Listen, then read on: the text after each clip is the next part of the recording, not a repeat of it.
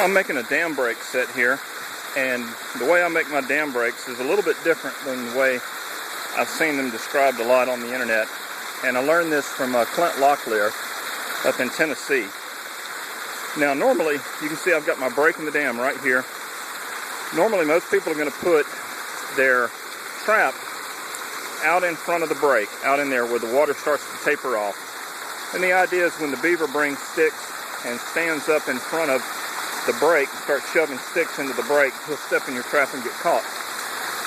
What happens to me a lot is that my traps are getting covered up with mud.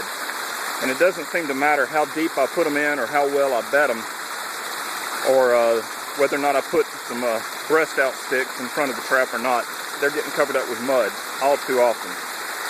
And so what I've done is I've switched to putting the trap to the side of the break. I've got one there, and I've got one there. And you can see I've got the little breast out sticks in front of it to force them to put their feet down. And I've verified this. Not only is this catching more beavers for me at dam break sets, and I never have a trap covered over with mud, but I verified this with some night vision footage that I took where I watched a beaver repair a break in a dam. And after he pushed the mud up and shoved some sticks in the break from out in the pond, he then came up along the side and he started working from the sides of the break. And so by putting a trap on each side of the break, I was able to catch that beaver after watching that footage. And since then, I've started making this a regular set where I put my break and I put a foothold on each side of the break. And what I do is I dig out a trap bed to where I want the pan slightly lower than the level of the dam.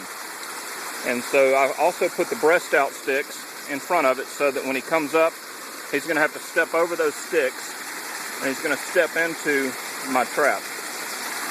Got one there, one there. And also I've gotten where I don't take the time to use a drowner setup. Not only does that require a lot of weight and some extra time, but I simply long chain these beavers. I put about 10 feet of American-made number 2 chain on them and chain them off. This does two things. Number one, it makes the set faster to put in. Number two, the beaver is still alive when I get there in the morning, which for summertime beaver trapping to me is important because I'm eating them.